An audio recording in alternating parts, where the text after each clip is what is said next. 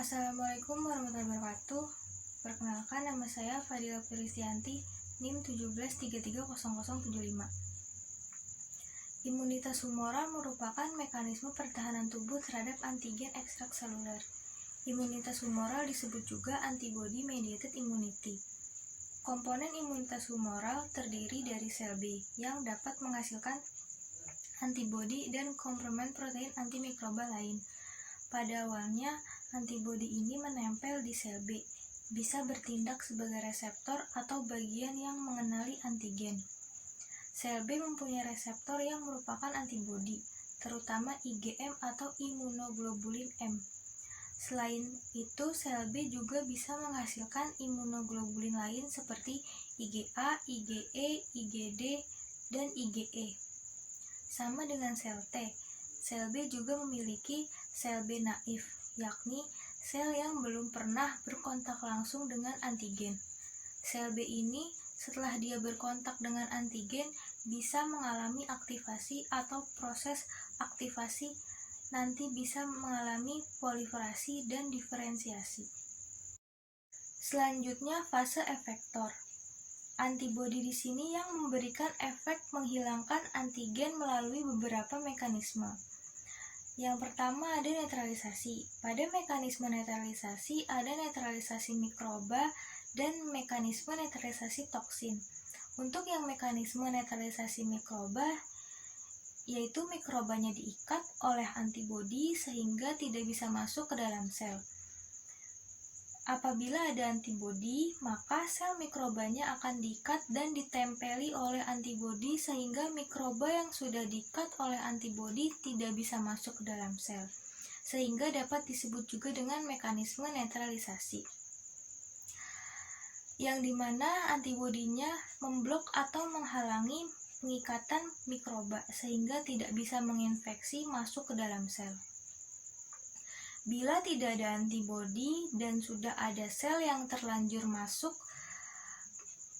terinfeksi, maka sel itu akan mati. Namun akan mengeluarkan bakteri-bakteri yang sudah berkembang biak, sehingga infeksinya akan menyebar. Selain mikroba, ada juga toksin yang dihasilkan oleh mikroba. Bila tidak ada antibodi, toksinnya akan menyebabkan kerusakan sel. Misalnya, selnya mengalami nekrosis atau kematian sel. Bila ada antibodi, maka toksinnya akan diikat oleh antibodi sehingga toksinnya tidak bisa lagi menempel dan menyebabkan kerusakan pada sel. Yang kedua, opsonisasi. Opsonisasi mirip dengan proses fagositosis oleh sel-sel fagosit. Pada mikroba mempunyai PAMP yang dapat dikenali oleh PRR, sehingga bisa dimakan dan masuk ke dalam vakuola fagosom. Prosesnya, antigennya sudah diopsonisasi atau diselubungi oleh antibodi. Selanjutnya, mikrobanya dibawa ke sel fagosit untuk difagositosis. Antigennya diikat oleh antibodi, antibodinya dikenali oleh sel fagosit, baru masuk ke reseptor antibodi dan masuk ke proses fagositosis. Yang ketiga, ADCC atau Antibody Independent Cellular Cytosine, yang dimana pada proses ini antibodi sudah menempel di bagian antigen, kemudian antibodinya akan membawa atau dikenali ke sel NK. Pada sel NK, mekanisme killingnya bukan di fagositosis, tetapi mengeluarkan perforin dan granzymes, sehingga sel yang terinfeksi maka akan mati.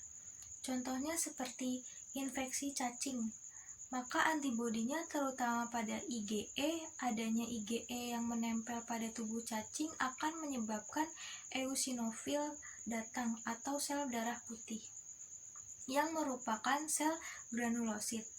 Pada sel eosinofilnya maupun mekanisme killing profilnya dengan perforin dan granzymes yang digranulasi sehingga inti selnya akan mati. Yang keempat, aktivasi komplemen, yang dimana merupakan mekanisme komplemen dengan menghilangkan antibodi, sehingga komplemen ini harus diaktifasi. Cara mengaktifasinya dengan antibodi yang menempel di antigen, maka antibodinya akan dikenali oleh komplemen, sehingga komplemennya bisa menyebabkan datangnya sel fagosit atau dengan melubangi sel mikroba. Sehingga pada proses awalnya harus ditempeli dahulu oleh sel antibodi sebelum ada komplemen yang datang, sehingga baru bisa mengaktifkan komplemennya. Sekian penjelasan yang saya dapat sampaikan, kurang lebihnya mohon maaf. Wassalamualaikum warahmatullahi wabarakatuh.